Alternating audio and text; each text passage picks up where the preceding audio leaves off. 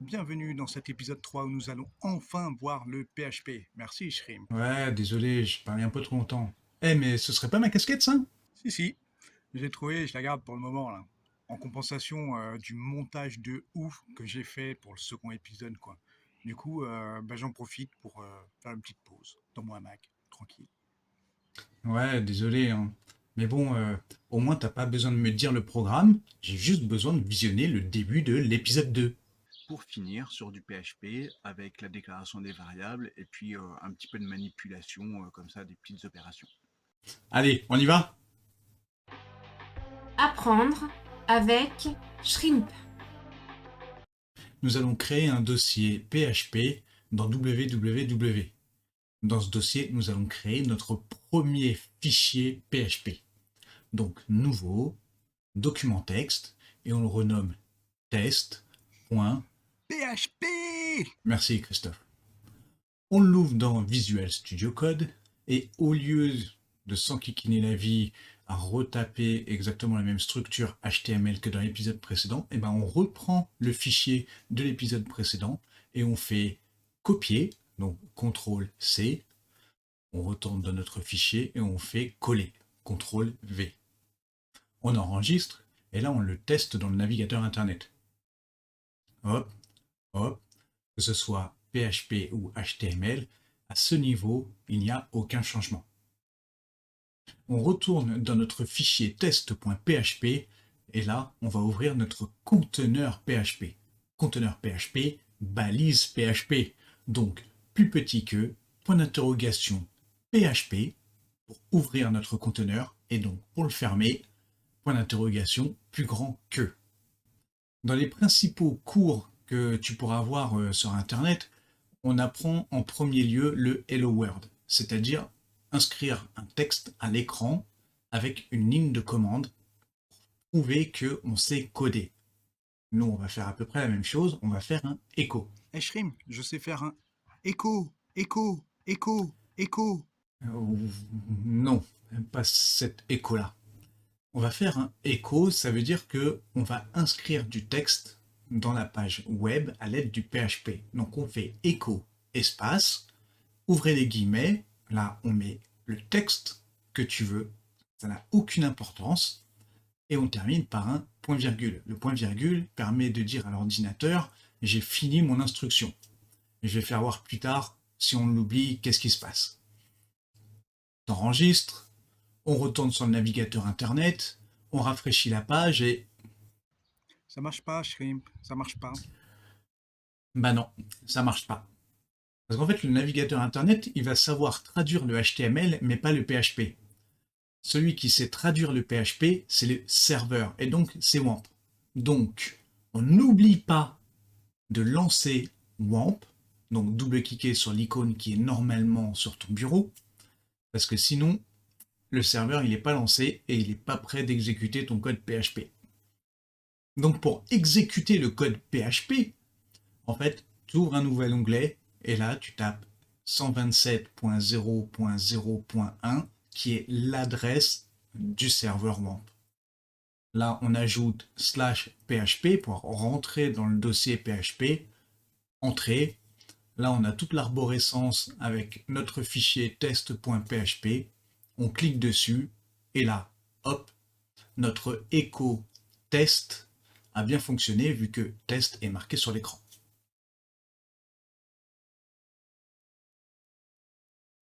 Je vais te montrer l'importance du point-virgule. Je note un second echo, second test. J'enregistre, regarde, test, second test. Rien de compliqué. Je retourne sur mon fichier, je supprime le point-virgule de la ligne 3, j'enregistre, et là, ah, erreur de syntaxe à la ligne 5. C'est normal. À la ligne 3, il s'attendait à avoir un point-virgule. Et là, il se retrouve avec une autre instruction. Donc, il ne sait absolument pas comment gérer ce cas-là, et donc, erreur de syntaxe. Je t'avais expliqué aussi pour le index.html, comme quoi le serveur ou le navigateur internet allait chercher un fichier qui s'appelait index avant toute autre chose. Maintenant, on va faire le test. Justement, notre test index.php, je l'ai exprès nommé comme ça pour te faire voir l'arborescence du dossier PHP. Maintenant, renomme-le index.php et rafraîchis la page du 127.0.0.1/php. Tu vas plus du tout retomber sur l'arborescence, tu vas directement tomber sur ton fichier index.php. On a un autre souci dans notre fichier qui se nomme maintenant index.php. C'est que le texte qu'on a rentré, si tu fais le code source de la page, tu vas t'apercevoir que notre texte est en dehors de toute balise HTML. C'est normal, notre balise PHP est tout au début du fichier. En fait, ce qu'il faudrait faire, c'est mettre notre conteneur PHP directement dans la balise body pour afficher le texte. Sauf que bon, là on est en test, on est en cours, on apprend, donc on va tout laisser au début du fichier. Et puis bon, c'est pas trop grave pour la syntaxe. Et là, on va pouvoir passer à l'étape la plus intéressante, la manipulation des variables. L'objectif, c'est de récupérer des données, les transformer et les restituer. En PHP, ça se note $, le nom de la variable, donc la variable 1, et on peut par exemple dire que c'est une chaîne de caractères vide, donc guillemets. N'oublie pas le point-virgule. Ensuite, on crée une variable 2, on met égal à 0, une valeur numérique. On peut aussi mettre une variable 3 qui serait égale à nul. C'est ni numérique, ni une chaîne de caractères, c'est juste le néant. Et après, pourquoi pas une variable 4 qui serait égale à false, qui peut être aussi égale à true, c'est ce qu'on appelle des booléens, vrai, faux. On va délimiter cette zone de variables par des commentaires. Le commentaire, c'est // et sur toute la ligne, on peut marquer n'importe quel commentaire. Pour marquer des commentaires sur plusieurs lignes, on écrit /étoile, on écrit tout ce qu'on veut, on fait des sauts de ligne, on fait des sauts de ligne, et pour terminer cette zone de commentaires, on fait étoile /. On va afficher nos variables dans le navigateur Internet.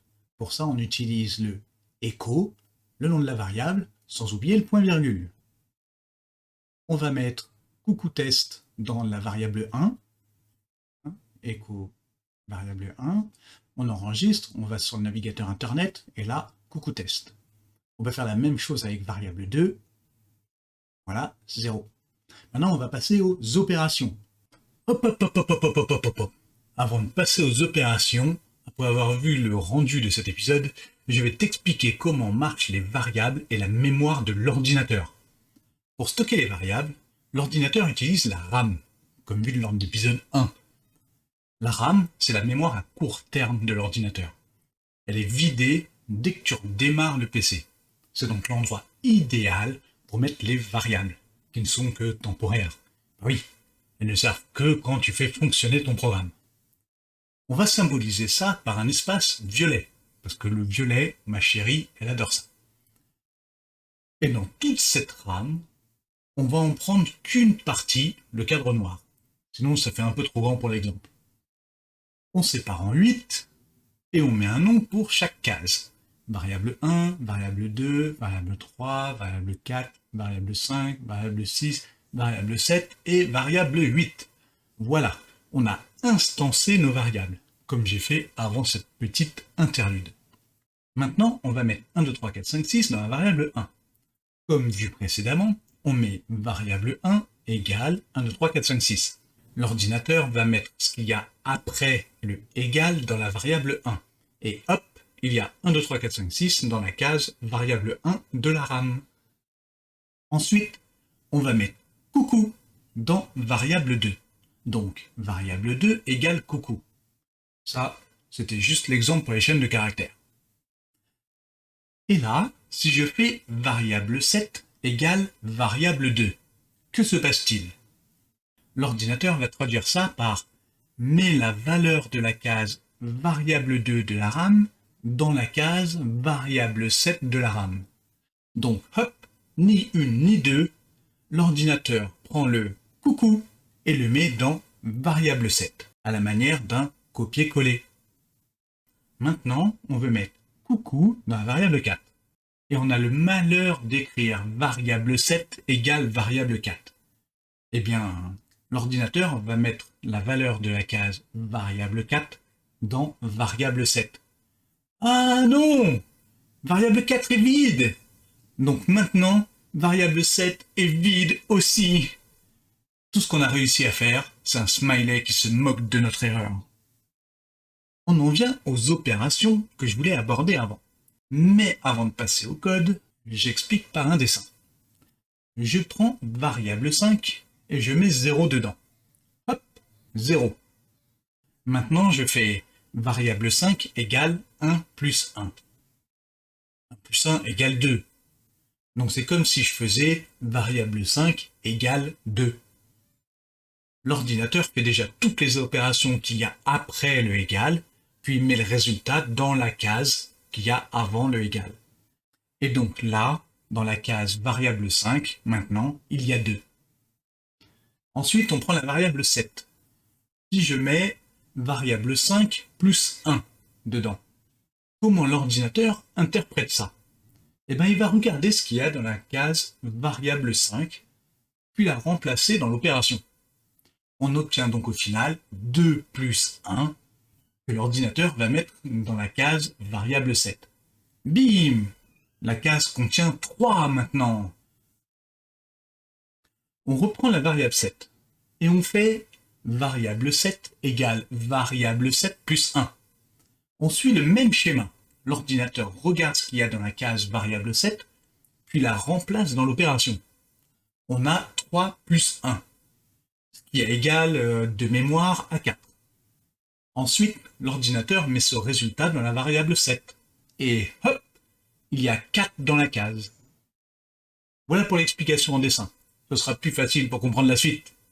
Je reviens un peu en arrière, et hop, voilà, 0. Maintenant, on va passer aux opérations. L'addition. On fait variable 2 égale variable 2 plus 1. Là, on va dire que la variable 2, elle est égale à la valeur de la variable 2 qu'on a en mémoire, et on va lui ajouter plus 1. Variable 2, pour le moment, il est égal à 0. 0 plus 1, ça fait 1, et on va le mettre dans la variable 2. On teste, effectivement, c'est égal à 1. Ouf. On peut faire la même chose avec 1, 2, 3, 4, 5, 6, 7, 8, 9. Voilà. Ensuite, on va voir le moins. Bon, ça va, hein. C'est pas très difficile. Hein. Moins 1, 2, 3, 4, 5, 6, 7, 8, 9. Ensuite, on va créer une deuxième ligne où on va faire une division. C'est un slash. 1, 2, 3, 4, 5, 6, 7, 8, 9 divisé par 1, 2, 3, 4, 5, 6, 7, 8, 9, 1. Jusque-là, rien de compliqué. Maintenant, on va voir la multiplication. Et en fait, tu nous apprends juste à faire des maths, quoi. Ben oui, je suis obligé de passer par là. Hein. Donc la multiplication, c'est l'étoile. Et alors là, je te laisse vérifier avec la calculatrice. Moi, je considère que le résultat, il est bon. Après, on va passer à une notion un peu particulière. C'est le pourcentage, c'est le reste dans une division. Par exemple, si je fais 10 divisé par 3, je devrais obtenir 3 et il me reste 1. Donc, si je fais 10 pourcentage 3, le résultat devrait être 1. Il n'est pas particulièrement utilisé, mais il faut le connaître. Et on arrive au dernier point qui est la concaténation. C'est juste la fusion de deux variables.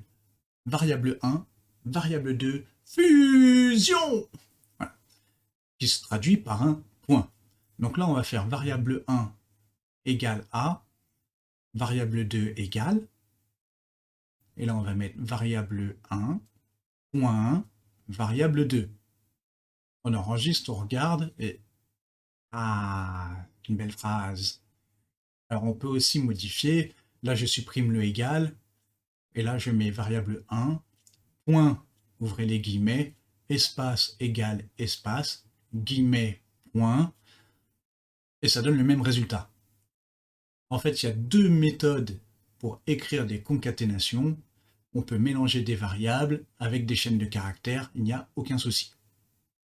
Et voilà ce qui conclut l'épisode sur les variables. J'espère que tu t'es bien amusé, j'espère que tu as bien appris des choses, et donc du coup, je te donne rendez-vous pour l'épisode 4.